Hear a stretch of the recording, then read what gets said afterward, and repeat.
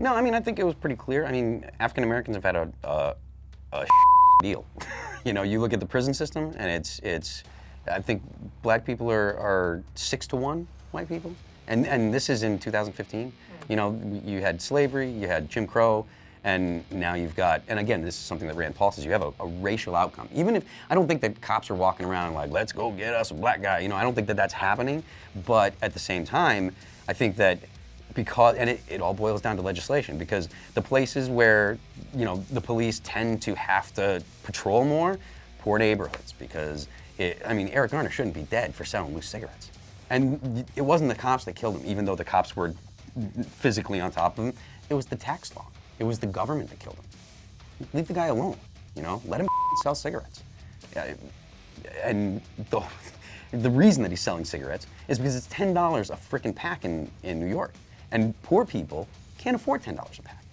And so the people that are hurt by laws aren't rich people, they're poor people. If you're a poor person out there and you're getting a deal, stop voting for things that, stop voting for people that want to pass laws. Vote for people that want to repeal laws. You know, more freedom is gonna end up with less negative consequences. And you won't have people like Eric Garner dying for no reason. You know, the guy's got 6 kids and he was resisting in the thought process of he was not submitting to be taken away, but he wasn't trying to hurt anyone. You know, they're like, oh, well, he was arrested 30 times. Yo, you know what? Tell him to move along 31. Tell him to move along 32. Tell him to move along 34 times. Tell him to move along 100 times. Don't beat the crap out of the guy or kill the guy. You know, as much as you know, we've been bashing on the situation with Garner. The New York police and the people of New York did everything right. The people in Ferguson did everything wrong. The police came out in, you know, full gear for a riot, like full combat gear. It's one, like, you look at the 60s, there were bombings in the 60s, there were riots, there was violence.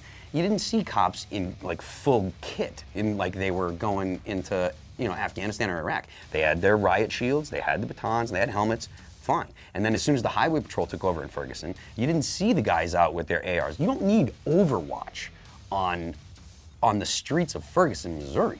Like, you don't need an elevated sniping position. Like, that's so overblown. And because the dude died, you're gonna go and burn down a building? That's retarded too. As bad as the whole situation overall is, and the over-militarization of police, the over-legislation, I think that those two issues are totally studies in, like, the complete wrong thing to do on both sides and the complete right thing to do. New York did a great job. Ferguson, not so much.